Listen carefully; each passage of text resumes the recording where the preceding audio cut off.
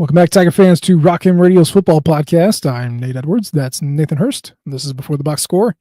We continue to trudge on through your spring portion of college football, which is all talk, a little bit of portal, and a whole lot of litigation, some of which we'll talk about today.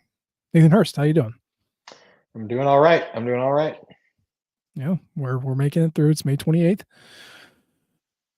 It's just a slog, man. We're going to get through the offseason. I know we said mailbag show last time, but hey, lo and behold, Mizzou decided to give us some news. So we're going to talk about it.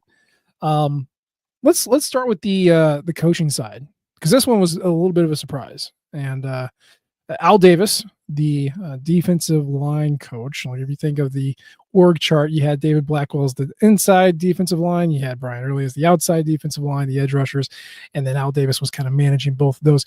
He's gone. He resigned. He cited personal family matters that he was attending to. And because it's been a while, it's been at least a week, I'm pretty sure, and nothing has come out, it makes you really think that there is something going on that's personal and not really newsworthy or worthy for the public to consume. So sucks to hear for him, sucks to hear for the team, but mostly for him. What was your first reaction when you heard the news, Nathan Hurst? First, it was, hope everything's all right with his family, with him, health-wise. Hope everything's going well. Hopefully, he can figure out what's, solve whatever problem he's dealing with, and get back to coaching as soon as he possibly can. It's a big bummer for Mizzou. He's a very good defensive line coach. He really made a big difference when he stepped into the full-time role back in 2021. I don't know if you remember.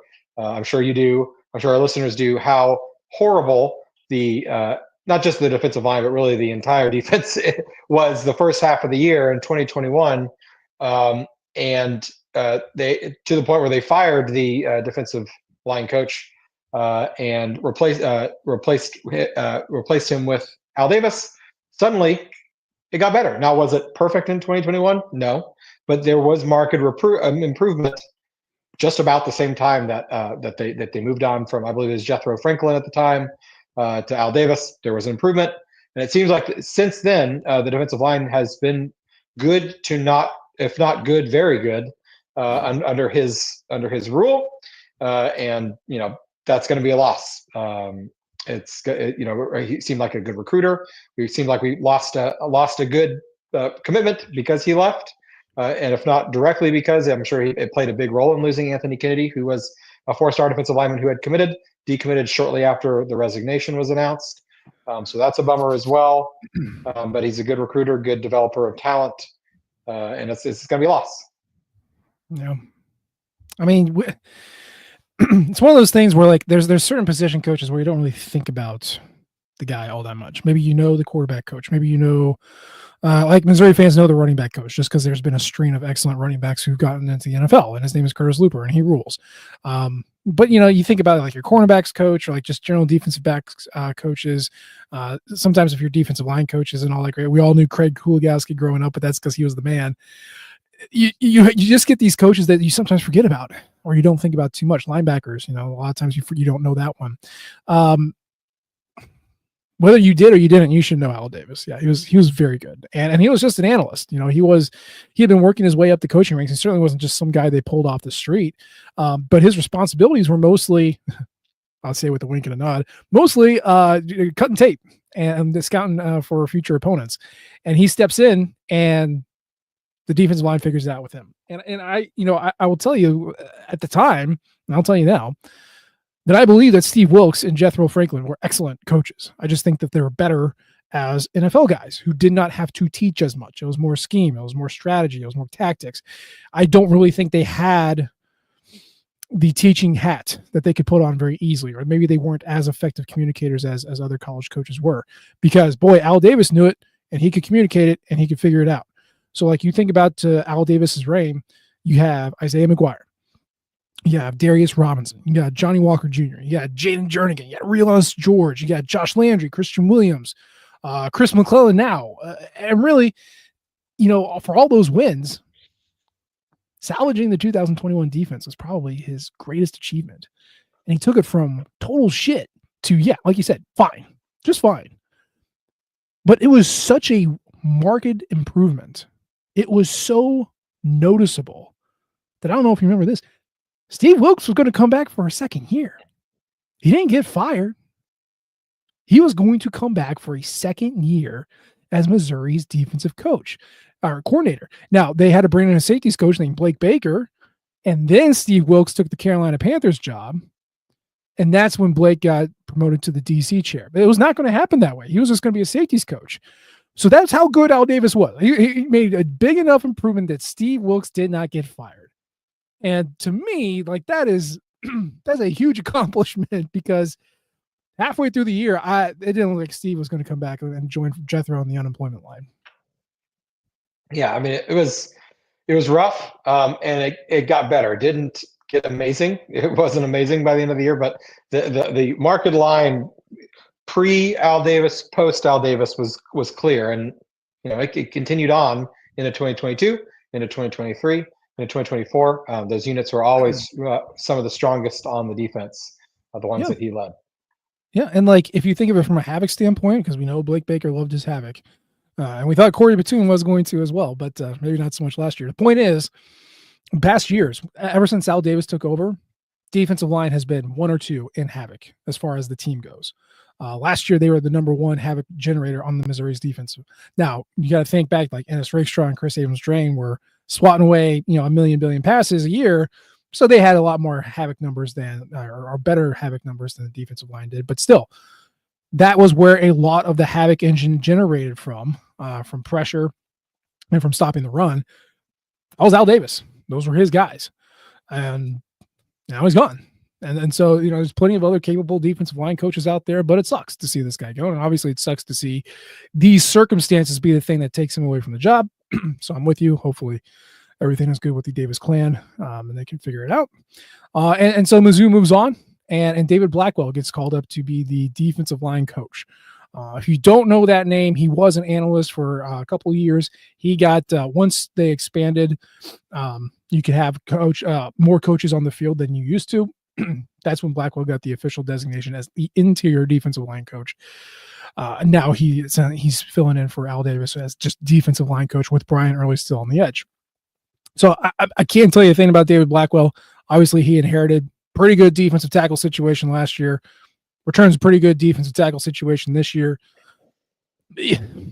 Someone's got to do it. It's going to be him, right? I don't really have many thoughts behind that. What do you got?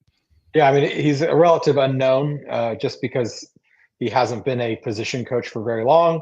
And really, the position coaches don't get a ton of media coverage, or at least opportunities for the media to speak with them. So we certainly haven't heard anything from David Blackwell since he's been an on the field coach. When he's an analyst, we're certainly not going to hear anything. So I look forward to the first time that we get to hear from him. I'm not sure when that will be, if that'll be in August or July, when summer camp comes starts around, or if it's not until the season starts. Not really sure, but I will be interested to hear about what his plans are for the unit, if it's just going to be continuing on what Al Davis had set in motion, or does he have his own plan for the position? We'll see. I imagine it'll be a lot of status quo because there was nothing to fix. He wasn't brought in to fix something. He was brought in because the person before him left on their own accord. So hopefully he can continue moving in the right direction. Because if he can just keep this unit strong, he doesn't have to make it better. Just keep it where it is. I think this defense at least will be in a good spot. Yeah. So that leaves 2 position coaches that have been with Eli Drinkwitz since the beginning of 2020. Nathan Hurst, do you know which 2 those are? It'd be Curtis Looper, number 1, and number 2. Oh goodness, is it Brandon Jones? Or is not Brandon Jones? No. Because he came in 2 years ago. Yeah, I guess you're right. You're right. It's not. I don't know. He has not been very impressive. I'll put it that way. Who is it? Eric Link. Special Link, teams coordinator, tight ends coach. Yes. What do you say you do here? He coaches football. Probably is better at it than we are. But we have not been blown away by Missouri special teams and or tight ends. Tight end production. Consistently.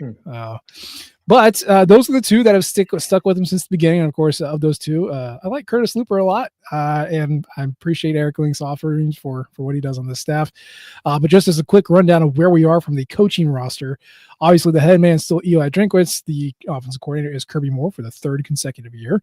Corey Batoon is still at DC for the second consecutive year. Eric Link as special teams coordinator. Quarterbacks coach Sean Gleason. Do you remember that? The old Oklahoma State offensive coordinator, super smart guy. I don't know how much input he has on game plans, but I like him a lot.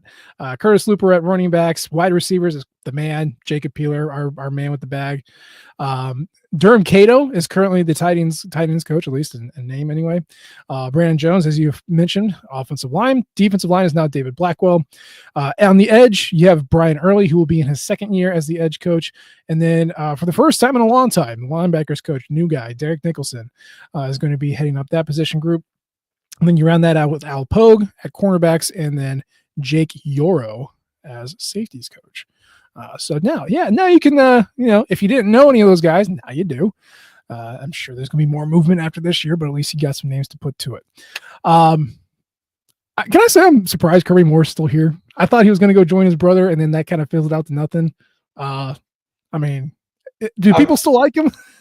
We'll see. I mean, this is a big year for him, for sure. I'm not shocked that he didn't go with his brother because his brother's already going to call plays. Presumably, that's what he did to get himself the head coaching job in the first place. And even if he did get the offensive coordinator job, it'd be in name only. And I have to think he would much rather, keep calling plays as opposed to have to be an in name only offensive coordinator, even if it is at the NFL level. When everyone knows that you're not the one really, doing the heavy lifting. So not shocked, and it wouldn't make sense for him to go from an SEC offensive coordinator to a quarterbacks coach, even if it is at the NFL level. That's a little, not even really a lateral move for him. So if he has a great year, maybe he does move up. But if he doesn't have a great year, maybe he moves in the opposite direction. We'll have to see. Okay. Let's play a game. Because it's May and we can say anything and it doesn't matter because we're all going to forget it by the time fall rolls around. Is it more likely that Kirby Moore is hired away at the conclusion of the 2025 season or fired at the conclusion of the 2025 season? I'm going to say fired. I don't think he'll be fired, but I think it's more likely. I think at this point, the only opportunity for him to get hired away would be if he ends up going to the Saints with his brother. And we talked about why that, probably isn't the more likely thing to do, or B, if he gets hired as a head coach somewhere. And so he'd have to have a really good season for that to happen. If let's say a MAC school, a G5 school wants to get the next hot thing as their head coach.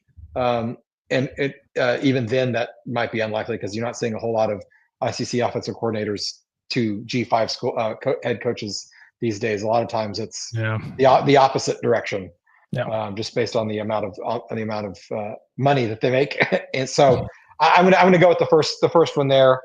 I hope that's not the case. I hope he's the offensive coordinator next year because that means he had a good year.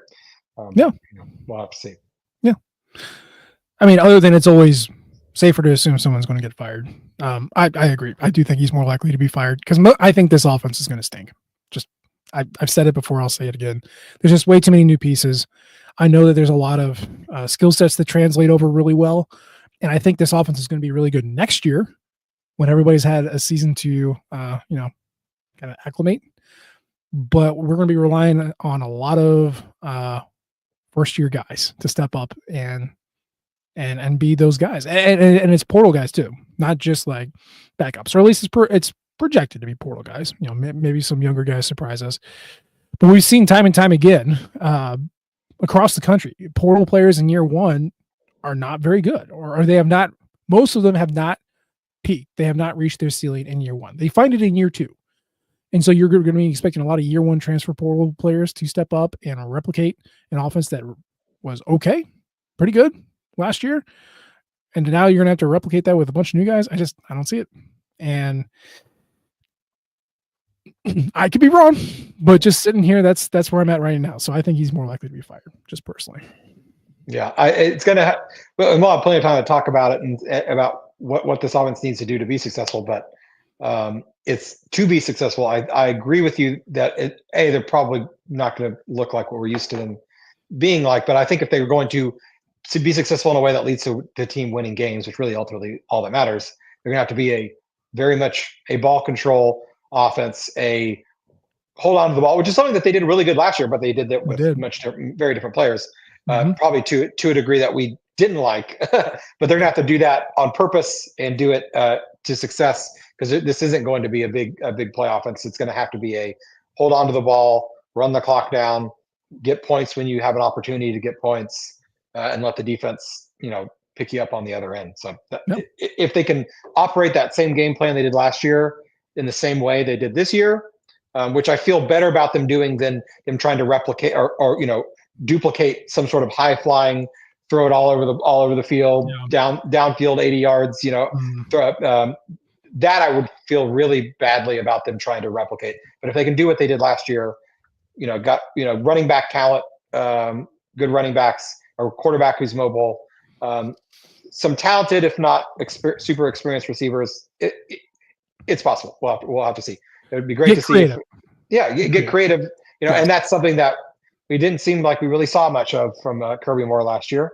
Nope. So that's going to have to be something he's in the lab cooking something up this summer to figure out how to make this offense work. Kevin Coleman Wildcat with Ahmad Hardy in the backfield and Jamal Roberts split out wide, and put Jamal Roberts into motion, and Bo Pribula lined up as a tight end. Let's get weird. Let's do that, but make it Brett Norfleet as the Wildcat. Oh, jeez. Baseball player. He's got an arm on him. Yeah. Oh, boy. It's like running an offensive line. Big guy. Yeah. Brett Norfleet, Wildcat. Put Keon Coleman in motion. Okay. Yeah. Bo Pribula out wide. Lightning. There you go. I like it. Whew. Get spicy, guys. It's fun. Sports is supposed to be fun. I can't wait to see it. All right, so that is the coaching shakeup for hopefully the season, but certainly for today. Let's talk about high school recruiting, and I'm not going to avoid the elephant in the room. It is not beyond me that we took a couple of weeks to talk about Missouri's acquisitions through the high school recruiting, and then promptly the next day they left. I'm aware. We're both aware. That's very funny. That's just how life works, baby. It's also what happens when a coach leaves. So, whatever. But yeah, we had Mr. Timms and Mr. Kennedy, who were previously verbally committed to Missouri, and they backed off those verbal pledges. And it was the day after we talked about them. But hey, fear not. Number one, Missouri got somebody, and you previewed him today. You dove into his huddle film, I'm assuming. Tell us a little bit more about the SLU Billiken that we just picked up. Yeah, so Keenan Harris is his name. Very athletic, talented kid. First Missouri in-state commit of the season, or of this recruiting cycle, and really at this point he's only one of two. Gavin Sidwar is still with us, quarterback from Pennsylvania. Really talented kid, very exciting. To be honest, so we talked last time about DeMonte Timms a little bit. The Florida safety star, kind of saw him fitting in as a star position. To be honest, this kind of looks a lot like a one-for-one trade, where perhaps Timms got a little birdie in his ear that we were going to get Keenan Harris, and maybe said, "Ooh, he might be a little more competition for the same spot that I would. Maybe I need to look elsewhere." And to be honest, I think I'm happy with that trade. They seem to play very similar positions in high school. I think Harris plays a little more linebacker. He kind of is. I think he's listed as a linebacker / safety. I don't really see him as a linebacker because I don't know if he has the size to play that in the SEC. But he definitely is. It would be an outstanding star position. The dude messes ish up for the other team. If you're in the offense and you have this guy on the other side, you're just waiting for him to do something crazy and blow your play up. That's what he did over and over and over again. Whether it's a diagnose a screen pass and destroy the poor sap catching the ball behind the line of scrimmage, whether it's blitzing, forcing. I think in his highlight tape he forced 4 or 5 fumbles on sacks or on quarterback pressures. Whether that's dropping back and picking off a short pass, He's just all over the field. So really exciting, athletic guy, 6'1", 220. So he's bigger than Tim's. It kind of depends on his frame. I could see him if he gained probably another 10 pounds, grew another inch. Maybe he does slot in as a linebacker down the road if he gets into an SEC weightlifting and training program. But for now, I kind of see him as that star position. And he's a guy I'm really excited about, to be honest. I think he could potentially find his way to the field sooner rather than later. We have Dalen Carnell, who will be graduated by the time that Harris comes on board. We have Mose Phillips, who will be, presumably be on the roster at that point. But he's not necessarily a lock for that starting job. I think Harris could really give him a run for his money to win that starting job. And even if Phillips wins it, I think Harris could see the field his freshman year. Yeah. I mean, what's not to like here? Local guy, blue chipper, plays a style ball that's fun and fits kind of what Missouri likes to do. Sign me up. Sign me up. Yeah, absolutely. Sign me up. Yeah. Like that's yeah, that's awesome. Yeah, I'm really excited about him too. No, I like Tim's. I like DeMonte Timms. I like Keenan Harris too. Mm-hmm. It's fun. Yeah. If I had to pick, I'll take Harris. I would take them both. I'd be happy to have them both. If DeMonte, if you want to come back to the fold, we'll happy to have you. But if you force me to pick one, I think Harris is, of the two, I think Harris is the guy with the higher ceiling for sure. Yeah, for sure. And I like that. I'll say certainly Missouri fans, at least the Missouri fans that I have seen, have been pretty level-headed about high school recruiting. And I know we talked a little bit about this in the last show, but like seriously, it's refreshing because it used to be you live and die on every single commitment, and you would have just the maximum angst anytime a player didn't select your school. Well, that was because that was your one shot of getting him. Really not until 2010 with Jeremiah Mazzoli, but certainly a little bit after that. Even then, like you'd have to hope that they're a graduate transfer and they have to sit out a year, or like it's just there's no chance. And now you have multiple cracks at a guy, which like I said, if you don't get him out of high school, get him out of the portal because it's going to happen. Yeah, and so seeing kind of the hackles raised when two guys decommitted. That was the first time I kind of saw a little, I don't want to use the P word, but yeah, a little bit of panic, even if it is May. And I think it was just simply because Missouri had 3 and then they had 1. And just the optics were bad. There's no amount of, we'll get him in the portal that, removes the stain of it's almost June. We have 1 guy. So I think that's fair, but like, it's just high school recruiting is always going to be important. Okay. The teams that were in the semifinals this year, like they're all blue chip level recruiters. Like 50% of their roster are blue chips. Okay. That's just how it works. But if you don't get that, then, you have to be smart in the portal. And I think Eli Drinkwitz has been good at that. There's other coaches that are good at it, but he's ours and we talk about him. And he's going to value production over potential. He said it in front of a microphone. He's seen it with his actions when he let Williams Nwaneri go. When he let some other guys go, some other younger guys. I mean, you remember all the guys who left in December were redshirt freshmen or rising redshirt freshmen. Makes you think that they asked for a little bit more money. And he said, no, I haven't seen it yet. And they walked. Okay. So like he is going to value what you've done on the field over what you could be doing on the field. So he's done a really good job of identifying that stuff in the portal. And I'll be honest with you. I mean, there's a stat and I want to make sure I get it right.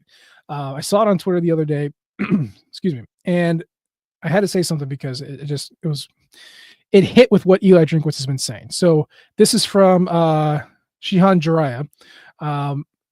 According to Chris Hummer, players in the top 24/7 were nearly 5 times as likely to be drafted if they did not transfer. Okay, let me say that again. You're 5 times more likely to be drafted if you do not transfer. Okay, this goes right back to what Eli Drinkwitz has said. Production over potential. And I'm telling you, if the coaching staff that has seen you practice for at least 6 months is letting you go, you probably don't have it. You probably do not have it. Whatever the stars you had next to your name coming out of high school doesn't mean anything at this point. And I'm not saying they can't get good. It's just that they haven't shown that they're good now. So I would value how coaches are analyzing these guys. Not to say that there isn't monetary poaching going on, but if you're letting them go, there's probably a good reason why you're letting them go. And so you miss them out of high school, get them again, and if they're not any good, then it's a good thing you didn't waste a roster spot on them. So it's healthy. It's healthy, is what I'm saying. Right. Yeah. If a guy's get early, and I think it's those early transfers, the transfers after their freshman year, that's really the clue there.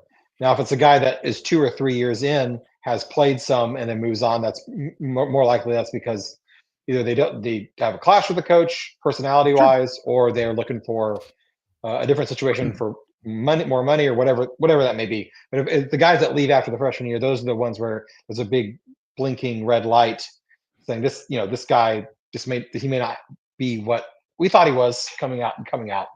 And so losing those type of guys who don't make it to field as a freshman. Now it's one thing if you have like a Mekhi Wingo who is a stud on the field as a freshman and then leaves, those hurt.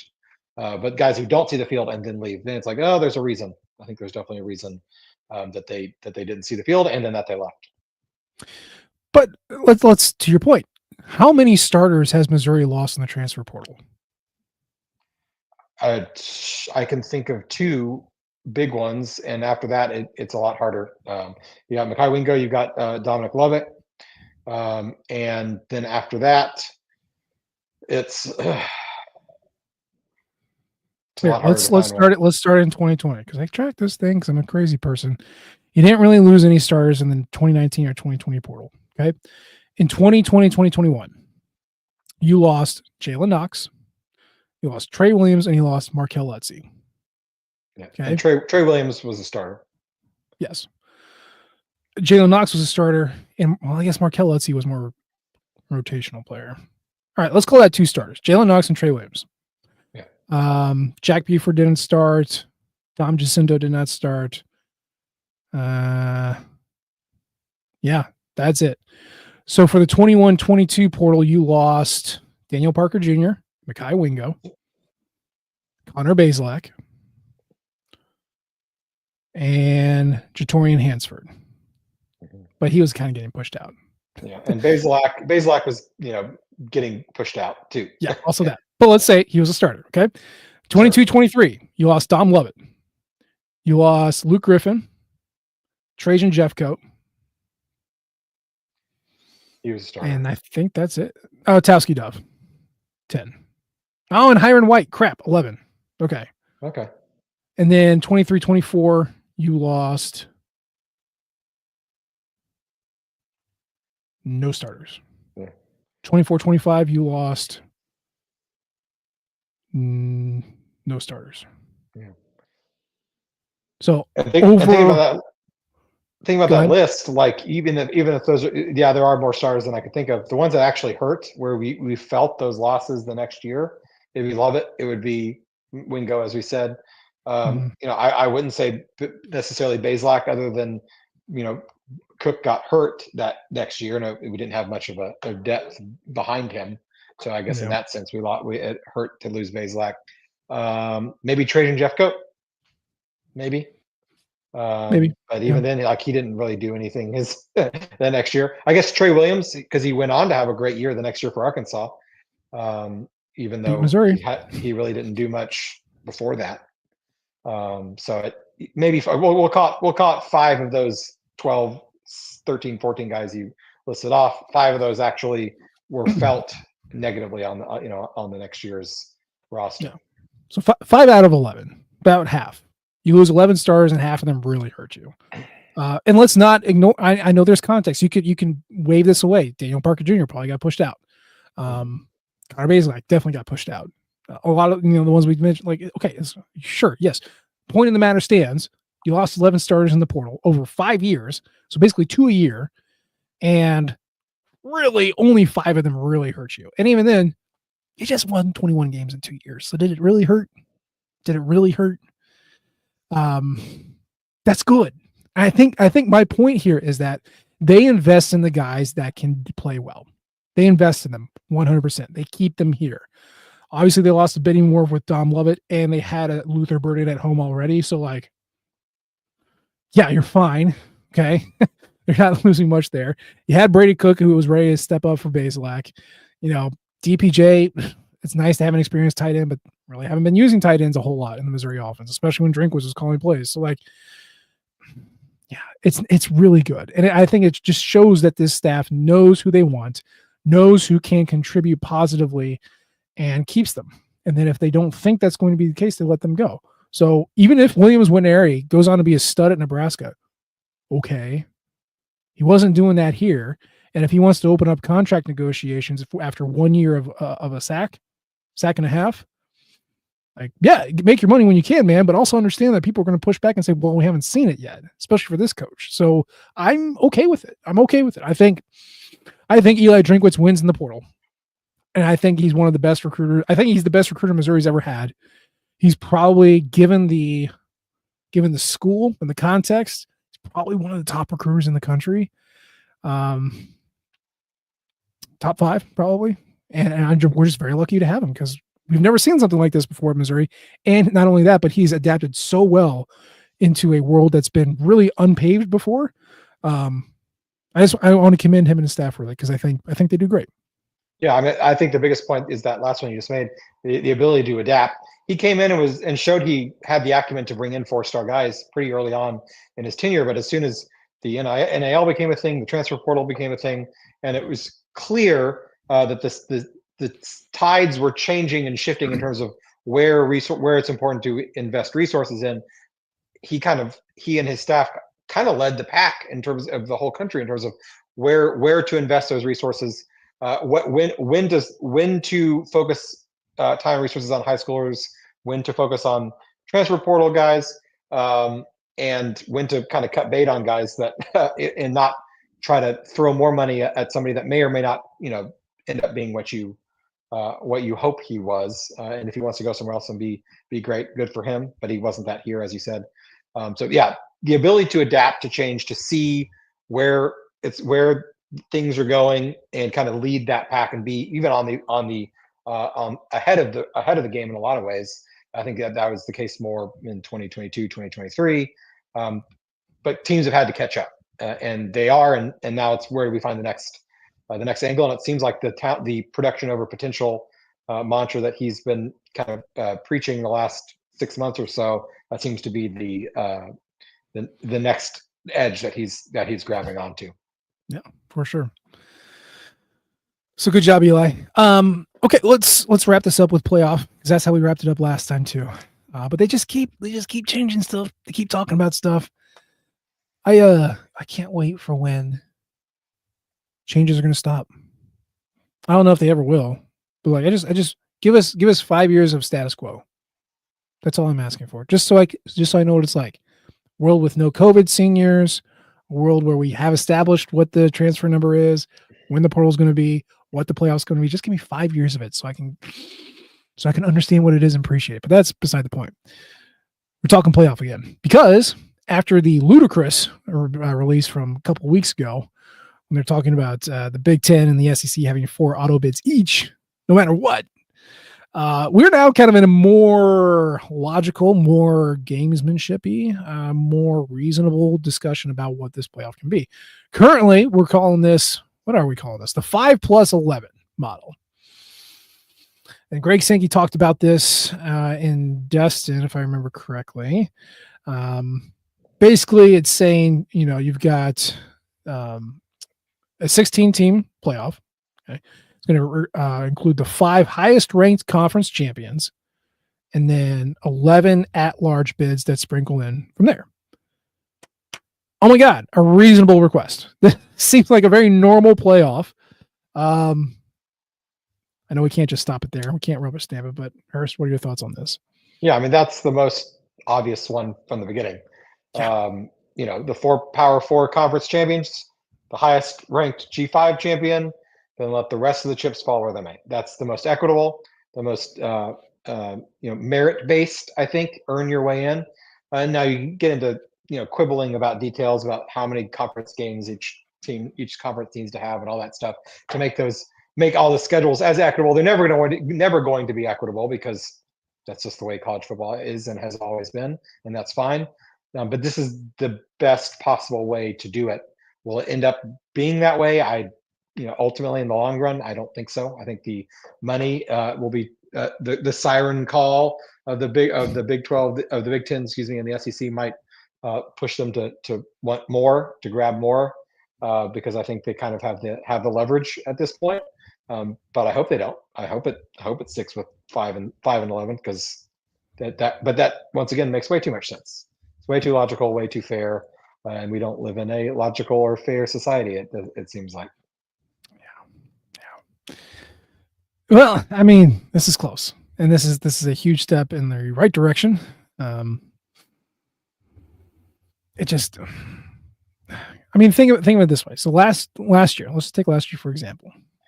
You got your 5 highest ranked conference champions, right? So that's still going to be Oregon, Georgia, Arizona State, Clemson, and Boise State. That would be your G5. So of course you got the Big 12 dragging this down because before that game, Iowa State was number 16 and Arizona State was number 15. So you're always going to have kind of a low seed getting that top seed there. But point stands, you would have had what did I say? Oregon, Georgia, Arizona State, Clemson, and Boise State. That would be your top 5, right? Because they're the conference champions, G5, and then everyone else litters in after that. So it's not that bad because then you have Texas, Penn State, Notre Dame, Ohio State, Tennessee, Indiana. Boise State would have been 9, SMU,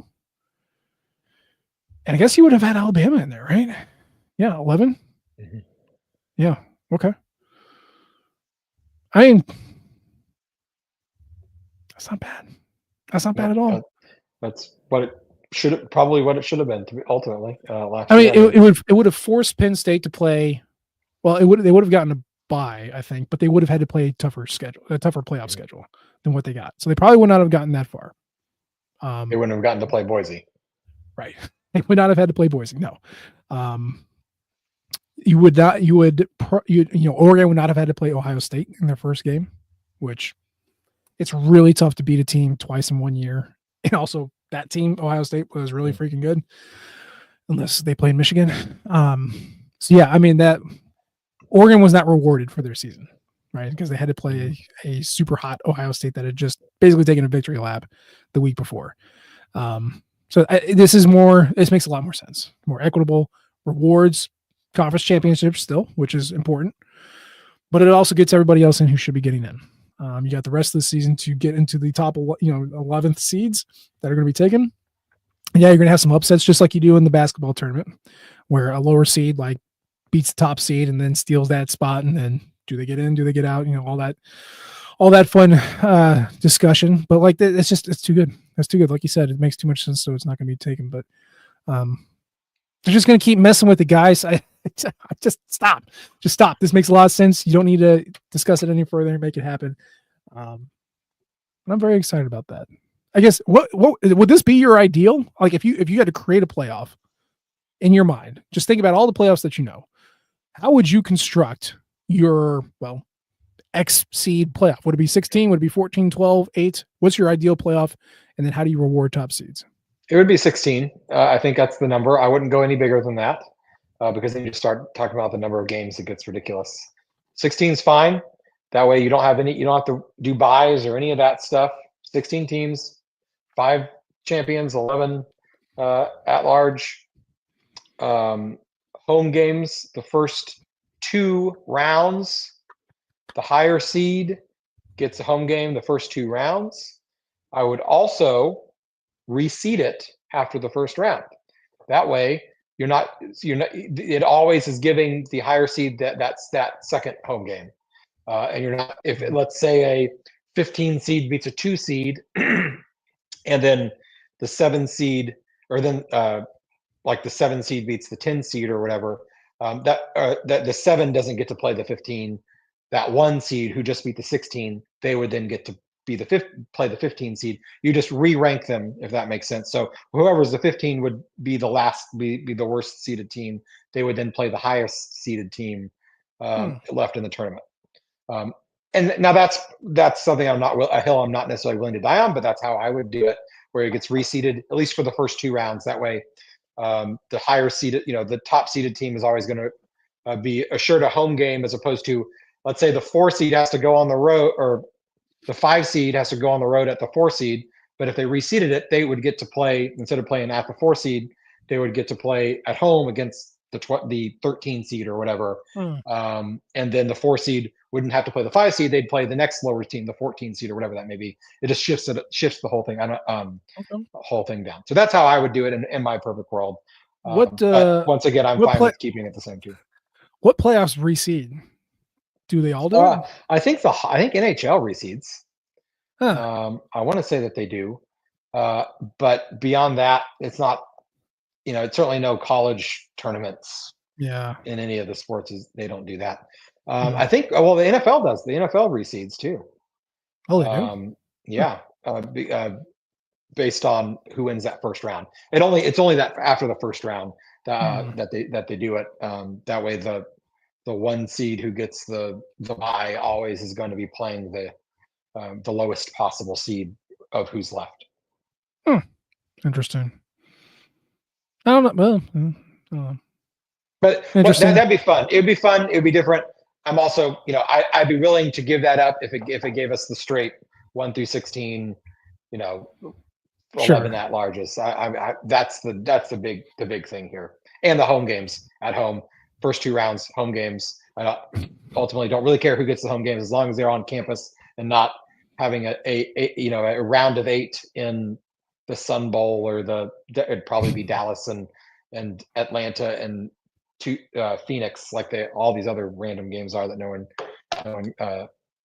cares about. So give me home games until the final 4. Fair enough. Yeah, no, that makes sense. I think home games are great. More revenue for the schools, right? Filling up an empty NFL stadium, which again gets full, but it's just vacuous. It's not the college feel. You want to get that college feel. You want to get the crazy college students who've been tailgating since 8 a.m, coming in at 9 p.m, and being just drunk jerks and craziness, and the energy around a game like that. Just that's what makes one of the many things that makes college football great, and we need more of that. Right, and stripping that out for a sterile environment, in 1,000 miles from either campus just isn't it. That's not it. No, it's not. I agree. Good. All right. Hey, so we figured it out. Just stop right there. Make it happen. I'm with you. I like 16. I think it's great. Never thought about the reseeding thing. I see the benefit. Also confusing. I don't understand it. So whatever. But yeah, make conference championships worth something. Make that a ticket that can get you in no matter what, and then fill it out with everybody else that's left. That's really, really simple. We do not need to overthink it like that. Boy, that's it. That's all we got. Nathan Hurst, anything else you want to share with the people before we get out of here? We hope that this time of year is quiet on the football front, minus recruiting victories. It wasn't necessarily the most quiet in the last 2 weeks with the coaching changes and the playoff changes, which sounds like we're going to continue to have discussions about, not just in the SEC but across the country. So I would like it to be in the next 2 weeks. I want it to be a Q&A episode, because that means that not much will have happened and we don't have to have more to talk about. So as much as I appreciate news items to discuss, it's the time of year that Mizzou football can just take a nap. Take a nap. Maybe we can get 2 more commitments from high school recruits and nothing else. Just there you silence. Go. No, I'm on board with that. But yeah, that's the show for today. As always, we appreciate the downloads and the subscriptions. You can leave a comment or rate us. We love all types of feedback from you all. You can follow us on Twitter at Matt and H.E. Edwards. He's at Burst to Hurst. And of course, you can follow the Rock M flagship at Rock M Nation and our podcasting outlet at Rock M Radio. And if you're messing around with Blue Sky, we are too. We appreciate you tuning in this time. We'll try to do better next time. And until then, MIZ. ZOU.